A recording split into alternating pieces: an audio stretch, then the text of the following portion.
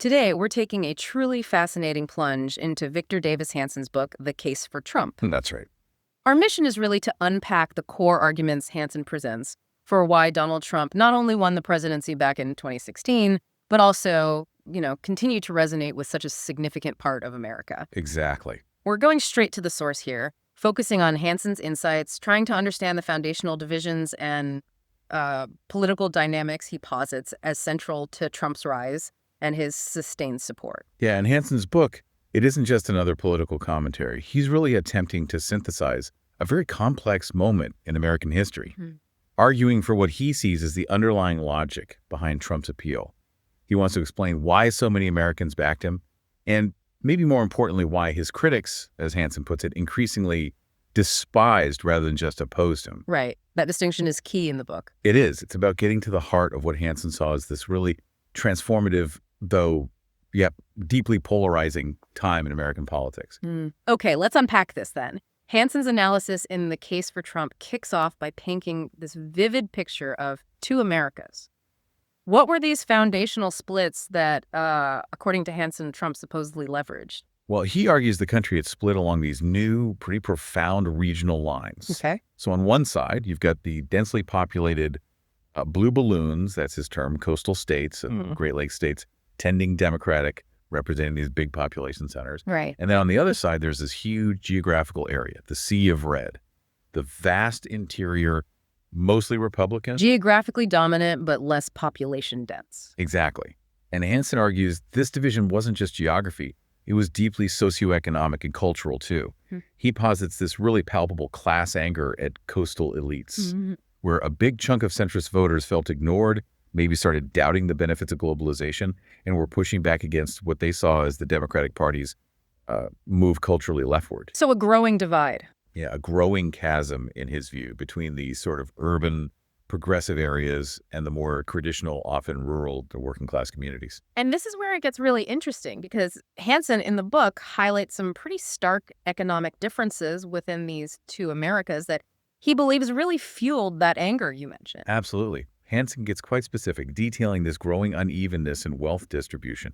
He observes that, quote, blue state elite were getting richer than ever, while the middle classes in red states suffered stagnating incomes and real wages. He gives examples, right? Oh, yeah, striking examples. Right. Washington, D.C.'s per capita income, it jumped from 29% above the national average in 1980 to a huge 68% above by 2013. Wow. And the San Francisco Bay Area, even more dramatic. It went from 50% higher to 88% higher in that same period. Massive shift. It is. And curiously, Hanson points out this significant electoral pattern. The richest counties in the United States voted against him, and the poorest stuck with him. He even uses Hillary Clinton's fundraising as an example, noting she raised hundreds of millions of dollars more from the wealthy, which kind of reinforces this economic divide he's talking. So the core idea for Hanson is that this economic disparity was a major driver. Yeah, a driving force. He saw it creating this fertile ground for a candidate who basically promised to blow up the status quo. And this leads us straight to a really infamous moment that Hanson dissects in The Case for Trump. Hillary Clinton's Deplorables comment. How does he use that in the context of these two Americas to illustrate the disdain he's describing? Right. Hanson calls it flat out the greatest blunder of the 2016 election. Strong words. Very. He argues that while maybe Clinton saw it as a gaffe, in that old Michael Kinsley sense of a politician tells the truth he isn't supposed to say. Right, the accidental truth. Hanson believes it revealed something deeper, a profound, almost visceral contempt for a huge segment of the American population. And he argues this wasn't just like an isolated slip-up. Okay. He points to her later comments in Mumbai where she said she won the places that are optimistic, diverse, dynamic moving forward. Now, according to Hanson, the implication there was unavoidable. That the other places were Depressed, monotonous, listless, and regressing. That's Hanson's interpretation. He claims this just cemented an image of liberal disdain for the heartland, for working-class America, a feeling he argues had been simmering for years. So Hanson's argument is this wasn't just one comment, but part of a larger pattern of what he saw as elite disdain. Precisely. Hanson goes further in the book. He cites specific examples of, prominent figures, media outlets, like Kevin Williamson's notorious remarks about working-class towns needing to basically die out, or caricatures he saw of people like Sarah Huckabee Sanders or Devin Nunes which he felt expressed disdain or implied that people from red America were somehow intellectually or morally inferior. Right. Okay. He contends that this constant stream of criticism, this tone of mockery, fed what he calls the Trump arsenal of retaliation. So it wasn't just ignored by Trump supporters? Not at all, according to Hanson. In his view, these perceived insults were absorbed. They confirmed the suspicion among Trump's base that the establishment looked down on them, and that, in turn, just solidified their support for a candidate who dared to punch back. So what here for Hanson is that these cultural slights were maybe even more impactful than policy debates. That's exactly his argument. He thinks they touched on a really deep sense of identity and, frankly, respect. Okay, so into this deeply divided and, as Hanson describes it, resentful America steps Donald Trump. Now, Hanson argues in the case for Trump that Trump's unique persona was absolutely inseparable from his agenda. What characterized this unpresidential messenger? Well, Hanson paints him as this paradoxical figure. Vulgar, uncouth, divisive, he says, and yet often empathetic and concerned. He definitely didn't hide his ego. You remember quotes like, "I beat China all the time." Oh, yeah. Or his bombast, like claiming to be the greatest jobs president that God ever created. And his politically incorrect speech was, well, arguably his trademark. Right. Hanson really digs into his background, too, as a tabloid celebrity, and especially those 14 seasons hosting The Apprentice. He suggests this was crucial training. Granting. How so? He argues Trump calibrated the tempo of his talk, even his appearance and mannerisms, to the show's weekly ratings. He learned, Hanson says, what would sell and what wouldn't, to a mass audience that basically tuned in to see what outrageous remark he would make. That's a really fascinating connection he makes between reality TV and, well, presidential politics. And Hanson even gets into the specifics of Trump's communication style, right? He mentions some interesting rhetorical devices. He does. Hanson suggests Trump just completely blew up the standard Beltway rules of grammar and vocabulary. He points to Trump's use of oxymorons, like saying something is bigly, which isn't really a word, or clearly confused, or things like consonants, repeating consonant sounds, or alliteration like drain the swamp. Catchy phrases. Exactly. Hanson argues they made him highly entertaining in, quote, ad hoc repartee. He also mentions ellipsis, leaving part of a sentence out, but you get the meaning, and anaphora, repeating words like, we will build a wall, we will build a great wall. Repetition for emphasis. Right. Hanson argues these weren't necessarily, sophisticated rhetorical tricks, but they made his off-the-cuff remarks really captivating and memorable for a lot of people, especially compared to the often very measured, carefully scripted language of traditional politicians. Okay, so beyond the persona, what were the signature issues that Trump just hammered home relentlessly? And how did they contrast with the political establishment, according to Hanson's analysis in The Case for Trump? Hanson boils it down to three main, almost constant themes in Trump's message. First, America was no longer great. This implied a decline that only he could fix. Second, he was certainly not Hillary Clinton, just positioning himself as the total opposite of the established political order. The outsider. The ultimate outsider. And third, that somebody in some sense unpresidential was sorely needed, suggesting that the old ways, the traditional approaches were just failing. And how did that play out in policy areas, like foreign policy? Well, on foreign policy, Trump argued the U.S. didn't win wars anymore. He fundamentally questioned the whole post-war order. Right, NATO, for instance. Exactly. He famously called NATO obsolete because it wasn't, in his view, taking care of terror. And he very aggressively pushed allies like Germany to meet their 2% GDP defense spending targets, basically saying they were freeloading on the U.S. Hanson describes Trump's whole foreign policy approach as rhetorical fisticuffs. Yeah. A mix of threats and bluster designed to kind of shock the system, break norms, and get concrete results or reforms. A huge departure from traditional diplomacy. And what about his views on trade and immigration? Those seem like constant refrains. Oh, absolutely. On trade and globalization, Trump had a very distinct take. He argued it had made the financial elite very, very wealthy, but left millions of our workers with nothing but poverty and heartache. So nationalism over globalism. That's how Hanson frames it. He portrays Trump as not an ideologue as much as a realist and nationalist, someone willing to actually start trade wars to get what he called fair trade, especially with countries like China, which he constantly accused of trade violations and confiscations of American technology. And he'd call out companies directly, too. Yeah, he famously jawboned companies like Apple, pressuring them to reconsider moving jobs or production abroad. And Hanson suggests, maybe controversially, that he was often right in his diagnosis of the problems, even if the methods were blunt. And immigration, that was huge from the start. It was perhaps his earliest and most landmark concern, as Hanson puts it, is what first really vaulted him into national prominence. Trump in Hanson's reading left no doubt what he intended about border enforcement and cracking down on illegal immigration. No euphemisms there. None. He directly contrasted his stance with politicians who used phrases like comprehensive immigration reform, which Trump just equated with amnesty. And Hanson notes, Trump explicitly linked what he saw as lax enforcement to states potentially turning blue demographically, which really appealed directly to anxieties about national identity and border security. So putting this all together, what does Hanson say about why his base stuck with him? Despite all the apparent contradictions like the billionaire populist label, how did he manage that relatability Hanson talks about in the case for Trump? Well, Hanson argues that Trump somehow came across as genuinely concerned about the proverbial clingers, deplorables, and crazies, using the labels that critics had applied to his supporters. He leaned into it almost? In a way, yeah. And Hanson cites J.D. Vance, the author of Hillbilly Elegy, who explains this paradox really powerfully. Vance is quoted in the book saying that Trump reminds blue-collar workers of themselves with these kind of backslapping swashbuckler style, where, as Vance puts it, elites of D.C. and N.Y. see an offensive madman, his voters see a man who's refreshingly relatable. So the unconventionality was the appeal. That's the core insight, according to Hanson. His voters saw Trump's perceived crudity, his bombast, his willingness to break all the rules, not as flaws, but as features, as authenticity, as proof he wasn't playing by the same rules they felt were stacked against them. And the billionaire status didn't hurt.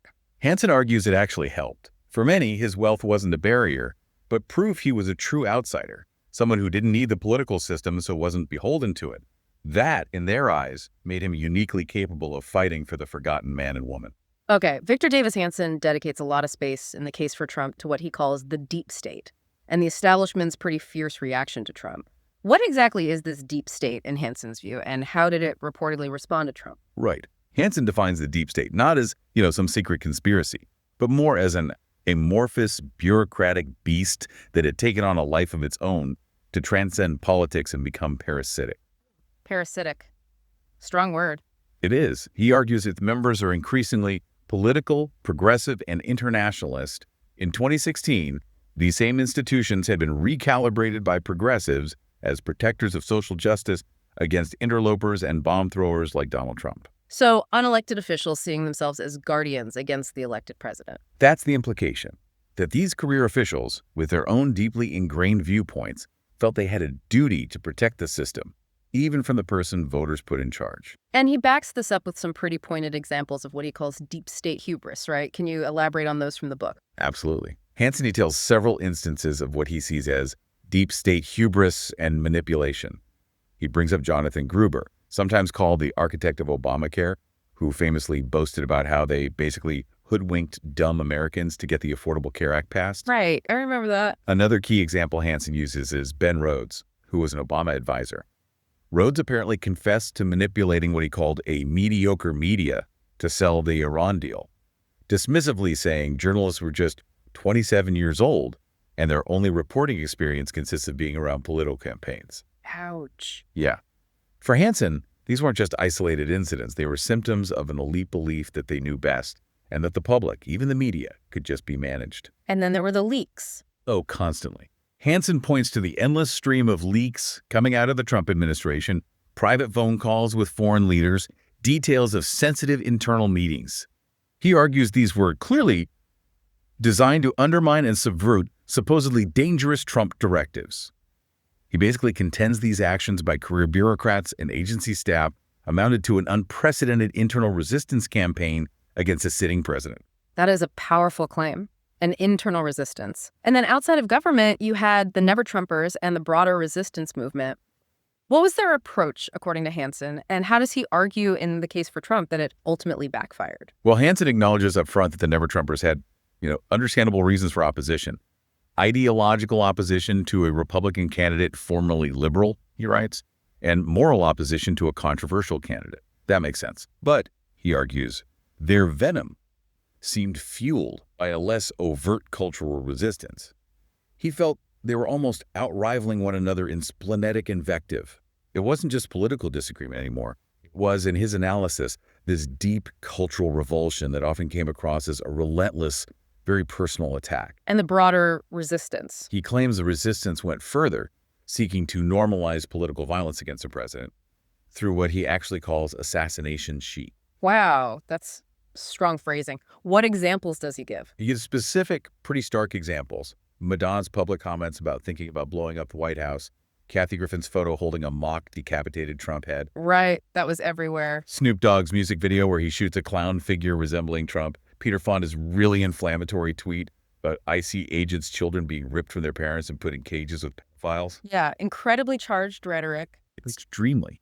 And Hanson highlights what he calls an unspoken asymmetry in how society reacted, suggesting that if similar comments were directed at a prominent Democrat, the outrage and consequences would have been far, far more severe. So his argument in the book is that this extreme opposition wasn't just ineffective, but actually counterproductive for Trump's opponents. Precisely.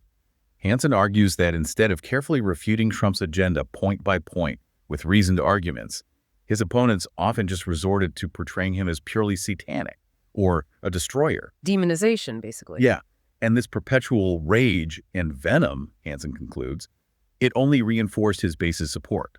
It acted, he says, as an unexpected gift to a beleaguered President Donald Trump. How so? What's the logic there, according to Hanson? The reasoning is that when the elites, the media, the establishment figures relentlessly demonized Trump, his supporters saw it as confirmation of their own feelings of being looked down upon and disdained. It proved, in their eyes, that Trump really was fighting against the very forces they distrusted. So it made them dig in their heels. Exactly. It made them cling to him even tighter. This kind of scorched earth opposition, paradoxically, became a political asset for Trump, not the liability his opponents intended it to be. So Hanson ultimately views Trump in the case for Trump as a kind of tragic hero, someone whose often abrasive, unconventional methods yielded surprising, maybe even positive results, despite all the opposition. How does he justify that seemingly counterintuitive framing? Yeah, it's a central metaphor in later parts of the book. Hanson uses the analogy of a gunslinger who alone possesses the required talents to save others from a town or a system that's become calcified and is failing. Okay. He argues directly that Trump's traditionally non-presidential behavior may have been valuable in bringing long overdue changes in foreign and domestic policy. In this view, Trump's uncivilized behavior, paradoxically, was what was needed to save civilization from itself. That's a very provocative claim. It absolutely is. It suggests that maybe sometimes you need a disruptive force to break through inertia and actually confront deep-seated problems, even if the methods are uncomfortable. And what evidence does he point to for these positive results? Well, Hanson points to what he sees as significant economic achievements during Trump's first couple of years. He highlights GDP growth, often hitting well over 3%, unemployment reaching near record peacetime levels, down to 3.7% by summer 2019, and increasing business investment. Massive deregulation, stepped-up energy production, tax cuts, and rising real gains to the bottom and middle of the workforce, with wages going up 4 to 5% per annum.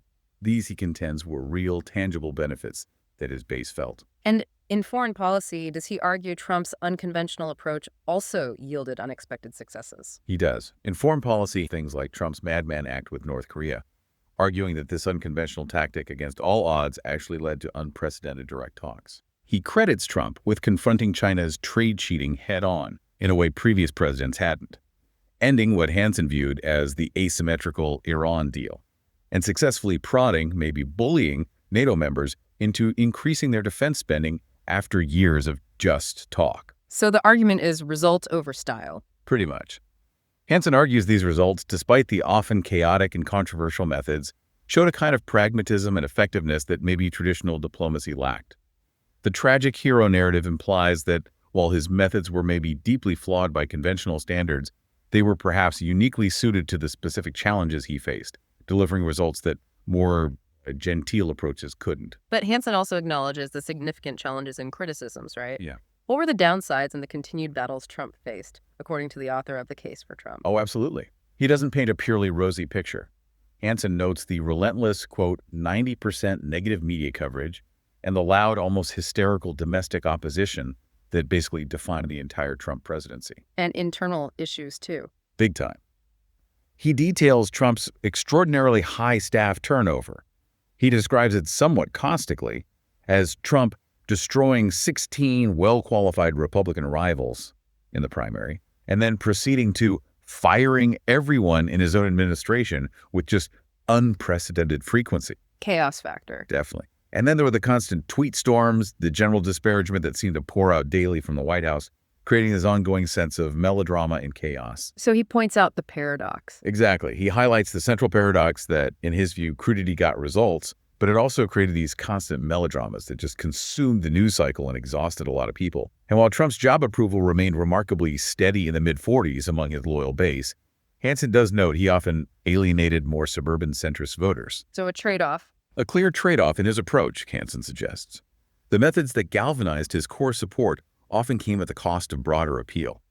Hanson really frames it as this ongoing ordeal, where the unconventional tactics brought both surprising successes and just unrelenting turmoil. What's truly fascinating here, digging into Victor Davis Hanson's The Case for Trump, is really his core argument. That Trump's success wasn't just despite his unconventional, often abrasive style, but in many ways because of it. He positioned himself, or was seen by his supporters, as the necessary counterforce to what they perceived as elite arrogance and failing institutions. And that resonated powerfully with a segment of America that felt ignored, disdained, left behind. It's an argument that really challenges our conventional notions of what constitutes effective leadership, especially in a deeply polarized time. So what does this all mean for you, the listener, as you reflect on this period of American history through the lens of Hanson's book? He leaves us with a really provocative thought to chew on. If, as Hanson suggests, Trump's actions often serve to expose the flaws and the calcified nature of the existing order, what happens if the tragic hero, the gunslinger, actually succeeds in saving the town, only to be driven out by the very people he saved because his methods were just too uncivilized? Yeah. It raises this important question that lingers long after you finish the case for Trump. Can a system truly reform itself without some kind of disruptive, maybe even uncouth catalyst? And if it can't, what's the cost of that disruption to civility, to norms, to the fabric of society itself? Something to think about.